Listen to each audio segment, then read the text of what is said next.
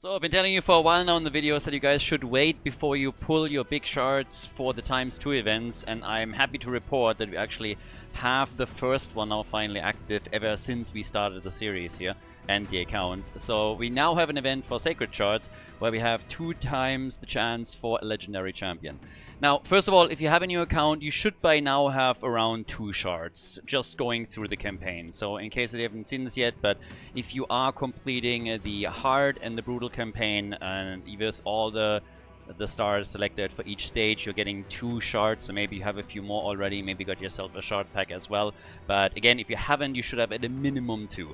Now, just to manage expectations here, even with the ×2, the chance of us actually getting a legendary are rather slim, as you can see here. We have a 12% chance, so with only 2 Sacred Shards currently, yeah, it's a little bit on the rough side. So we'll see if we can actually get one, but either way, this is already going to help our account. At the worst, we're going to get 2 epics, we're going to go a little bit over whatever we pull, how useful they are going to be.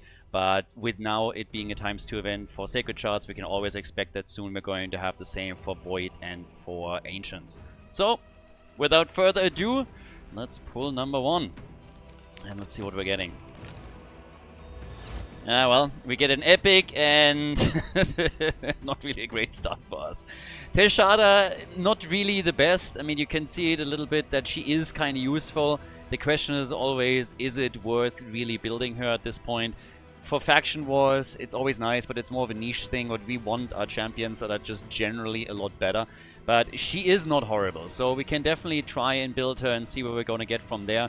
We have a revive, obviously, which is always quite nice. Now, at this point, we have still Ugo, but his revive is a little bit dependable on how exactly the fights go. So it can be quite nice when you actually have a revive champion that is a little bit more reliable on that end.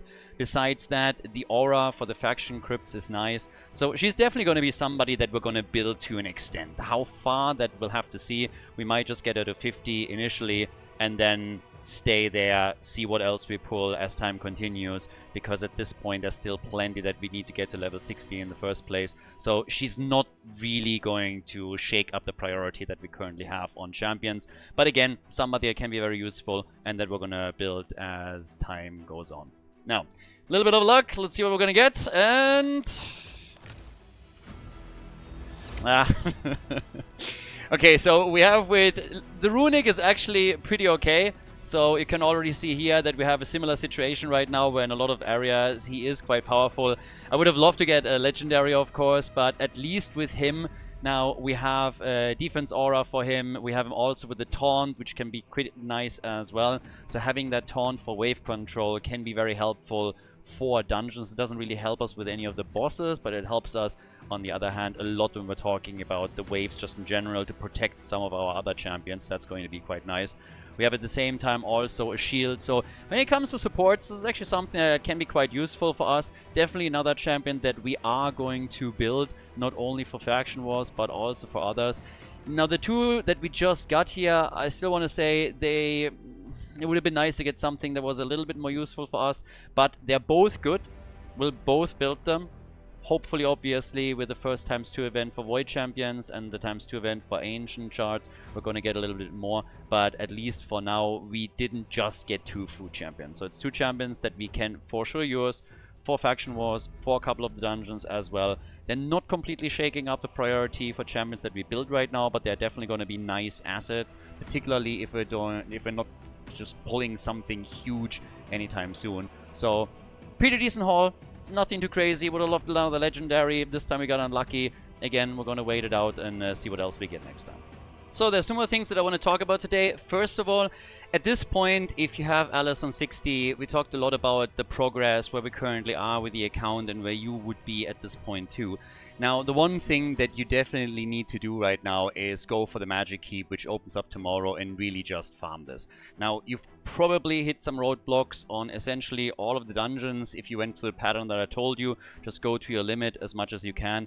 Dragon Slayer is something that is starting to slowly get interesting.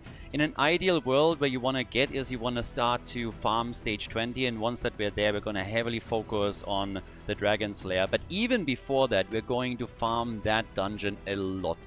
But what we need to do first, we need to get to a point where we reliably can get at a minimum to stage 13, just simply because this will unlock the 6-star items for us, and it gives us a much better chance to get decent speed set items and get, for example, lifesteal items, which can still be quite helpful. I mean, even Stalwart set is kind of decent. Whatever we're getting at this point, there's a lot of really good things that we can get in the Dragon Slayer, but we want to, at a minimum, get to stage 13. This can be a little bit tricky if you don't have your champions ascended yet, because again, we want to equip amulets, we want to equip banners when we have them, and we have mainly magic champions right now. Talking about Ugo, about Alice, but of course we've also got a few more free ones, Lenaril just being another. So once that the thing opens up, don't open it with gems, but once that the magic keep opens up, farm the highest stage that you can as much as possible to get those ascension points so that you can really boost those champions even more, and then we're going to go and progress in the Dragon Slayer and also in the Minotaur Labyrinth. So with that said, there's one more thing that we quickly want to talk about, and we talked a lot, not really a lot, but a little bit about the boss, the clan boss. Now when we're talking about the clan boss right now, we're still a little bit limited with the tools that we have. We can technically try and get a little bit more support power in now that we have a few more supports in the mix. But the one thing that you really need to understand for this is that we are talking about clan boss and we don't have a speed tuned team. What we're trying to do is we're trying to really leverage poison a lot. Now on a raw damage, Alice is going to be our trump card.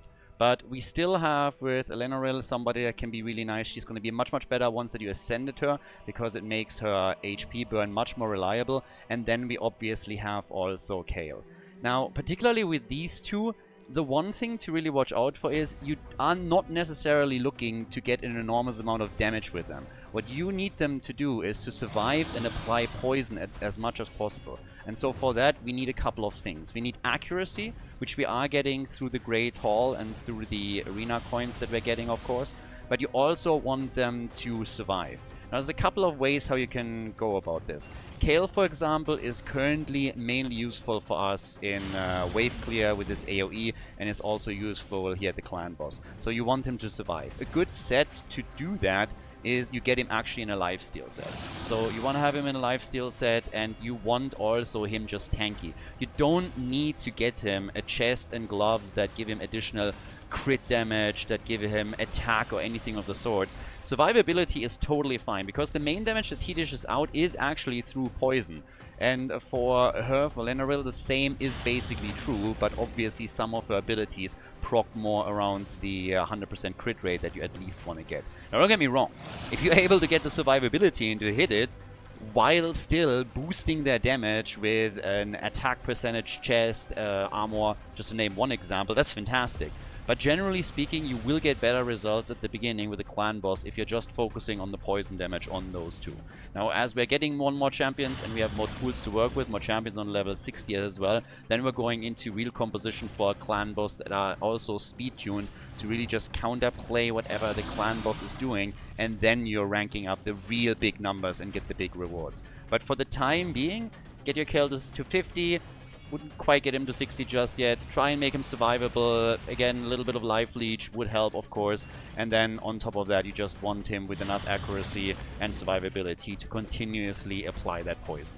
We're already doing pretty well, so on an easy and on the next chest, we are currently getting the highest chest without any big problems, but we can definitely progress this further. I haven't focused too much on the builds for these guys yet, because I'm focusing more on dungeons, but as you can see here, that's not a bad number with the keys that we have. That's a pretty decent output, so we're looking at 2.8 million here.